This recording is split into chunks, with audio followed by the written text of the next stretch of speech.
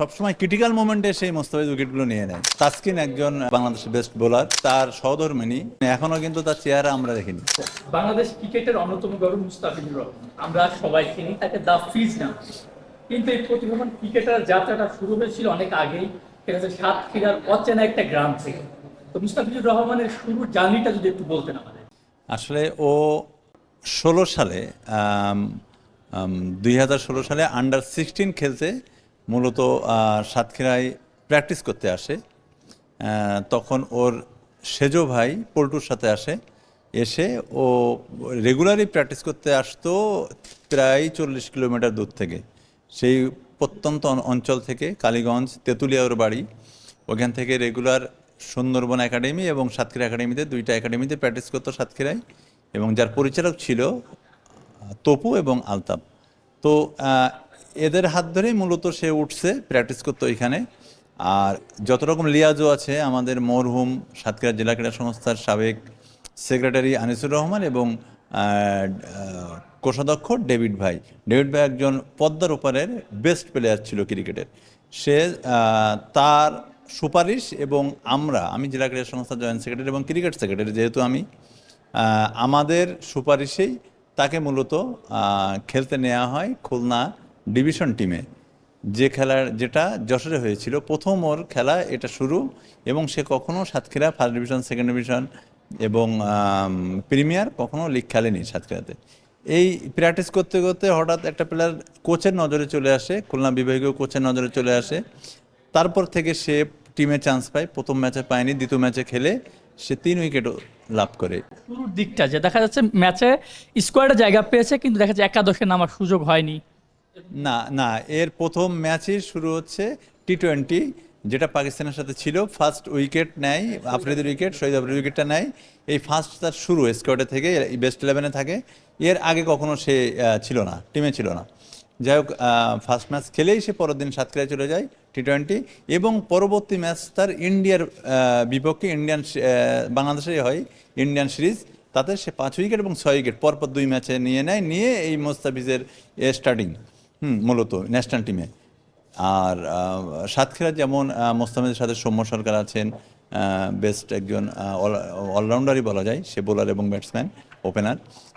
আশিকুর রহমান আসছেন, সে হচ্ছে আশিকুজ্জামান, সে হচ্ছে আন্ডার 19-এ খেলছে ন্যাশনাল টিম, এবং ন্যাশনাল স্কোয়াডে বারবার ঢুকতেছে, কিন্তু ইনজুরির কারণে সে আসতেছে না লাইমলাইটে। মৃত্যুঞ্জয় চৌধুরী আছে নিপুণ, ও হচ্ছে গত পরশুদিন এতে বাংলাদেশ দলে আজকে খেলছে। হ্যাঁ, আজকে খেলছে। হ্যাঁ, এটা সাতক্ষীরার। হ্যাঁ, আমাদের খুব আস্থাভাজন এবং ছোট ভাই। এবং আমাদের রবিউল ইসলাম শিপু, যার রেকর্ড আছে হচ্ছে 110 ওভার বল করার, যেটা হচ্ছে ওয়েস্ট ইন্ডিজের বিরুদ্ধে। ওয়েস্ট ইন্ডিজে খেলতে গেছিল একটানা 110 ওভার, যে রেকর্ড কেউ এখনো পর্যন্ত ভাঙতে পারেনি।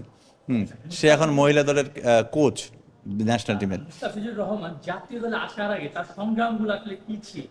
সংগ্রাম, সে মূলত তার বাড়ির, তার সেজো ভাইটা পল্টুই মূলত তাকে জোর করে বাড়ার থেকে নিয়ে আসতো, এবং সে টেনিস বলে প্র্যাকটিস করতো বাড়ির পাশের মাঠে, স্কুলের মাঠে। সেখান থেকে তার নিয়ে আসা, তার নিয়ে যাওয়া, এবং যেভাবে আসতো মোটর সাইকেলে করে বৃষ্টির দিনে, বৃষ্টিতে ভিজে, পলিথিন মাথায় দিয়ে যেভাবে আসতো, আসলে সেই দিনগুলো আমরা এখনও মনে করি। এবং মোস্তাফিজ আসলেই সে কিন্তু খুব একটা মাইক্রোফোনে আসতে চায় না, এখন টুকটাক আসে, কিন্তু আসলেই একটা নম্র, ভদ্র এবং খুবই ভালো ছেলে। সে সাতক্ষীরার গর্ব, এবং সাতক্ষীরার কীর্তি সাধন হিসেবে তাকে আমরা যথেষ্ট, সবাই সিনিয়ররা তাকে ভালোবাসি এবং পছন্দও করি। আপনি কি কখনো ভেবেছিলেন মুস্তাফিজুর রহমান বিশ্ব ক্রিকেটে একদিন নাম বয়ে আনবে? কখনো কি ভেবেছিলেন? না, এটা আমরা ওই সময় মানে অতটা আশা করিনি, যতটা না সে আশাতীত যে কাজটা করছে, যে সে ইন্ডিয়ান আইপিএলে এবং দেখবেন সবসময় ক্রিটিক্যাল মোমেন্টে সেই মোস্তাফিজ উইকেটগুলো নিয়ে নেয়। এই যে ক্রিটিক্যালটা, তার যে উপরে আস্থা, হ্যাঁ, আমাদের ন্যাশনাল টিমের ক্যাপ্টেন অথবা কোচের যে আস্থাটা, ক্রিটিক্যাল মোমেন্টে সেই ম্যাচটা ঘোরায় দেয়। আর হ্যাঁ, কয়েকদিন আগে আমরা দেখি তাসকিন আহমেদ কিন্তু বলেছে যে ডেথ ওভারের জন্য সেরা বোলার কে, বা ডেথ ওভারের জন্য সবচেয়ে সেরা কে।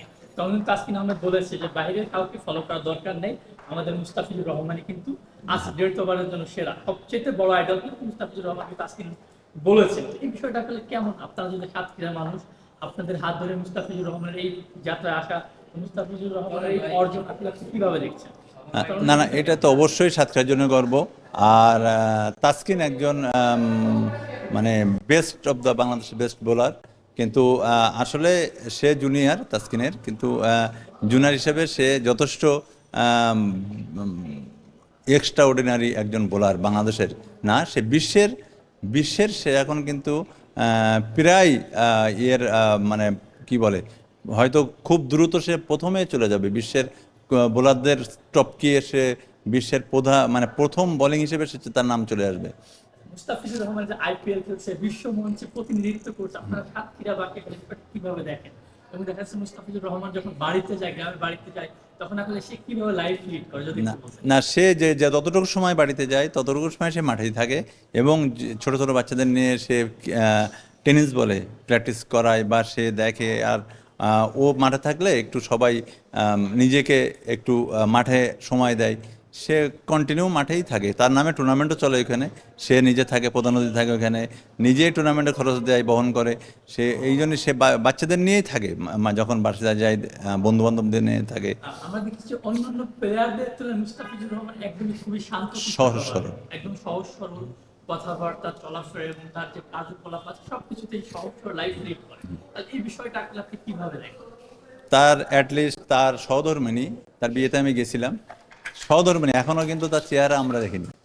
বিয়েতে গেছিলাম আমরা, এখনও তার চেহারা আমরা দেখিনি। মানে ওইখানে ওর বাসায় যে আমরা যাতায়াত করি যারা, তারা মানে এত পরেশগার একজন মেয়ে আইপিএলে যায়, তার চেহারা কিন্তু দেখে না, চোখ দেখা যায়। বোরকা পরে থাকে, এবং সে খুব সহজ সরল একটা ছেলে, এবং অনেক দূর যাবে। মোস্তাফিজ আমাদের ইয়ে যে সে অনেক দূর যাবে। না, সে একদম সাধারণ, অতি সাধারণ একটা ছেলে, সেই হিসেবে চলাফেরা করে, তার মধ্যে নিরহংকার এবং সাধারণ একটা গ্রামের ছেলে হিসেবে সে চলাফেরা করে। না, সে সাধারণ মানুষ হিসেবে চলাফেরা করে, এবং সে তার কিন্তু 3টা গাড়ি এখন, কিন্তু সে আসলেই গ্রামে গেলেই সে বাইক চালায়, এবং সাধারণ একেবারে সহজ সরল ছেলে হিসেবেই সে গ্রামের মানুষ তাকে চেনে, এবং নিরহংকার একটা ছেলে। সাতক্ষীরার তরুণদের জন্য শুধু মুস্তাফিজ না, দেখা যাচ্ছে অনেকে সৌম্য সরকার, আশিকুজ্জামান, মৃত্যুঞ্জয়, রবিউল ইসলাম শিপলু ক্রিকেটে, এবং এবং আমাদের বেস্ট একজন আছে, যেটা হচ্ছে ফুটবলের যে নতুন ক্যাপ্টেন আফিদা প্রান্তি, 19 বছর বয়স তার, ইন্টারমিডিয়েট পাস করলো কেবল। সে গতকালকে ভুটানে গেছে লিগ খেলতে। এবং আরও বেশি ভদ্র একটা মেয়ে যদি বলা যায় সাতক্ষীরার প্রান্তি, এবং তার হাসিটা আসলে সবাই চিনে, বা সে অতি সরল সোজা একটা মেয়ে। এবং ম্যাচ মেকিং কোচ যতটুকু করে মাঠের ভিতরে কিন্তু ওর ততটুকু ক্ষমতা, এবং বিকেএসপি থেকে উঠে আসা একটা মেয়ে ক্লাসিক ফুটবলার। হ্যাঁ, তার মধ্যে যতটুকু গুণ থাকা দরকার, সে এই বয়সে সে কিন্তু বাংলাদেশের প্রতিনিধিত্ব করছে, অধিনায়কত্ব করছে। এটা কিন্তু অনেক কঠিন ব্যাপার এই বয়সে। এবং 20, 19, 20, অনূর্ধ্ব 19, অনূর্ধ্ব 20 এবং ন্যাশনাল টিমের সে ক্যাপ্টেন। এবং খুব একজন কোচ তারে খুবই ভালোবাসে, এবং পুরা ফুটবল ফেডারেশন তাকে ভালোবাসে, শুধু তার সরলতা এবং তার মানে খেলার জন্য।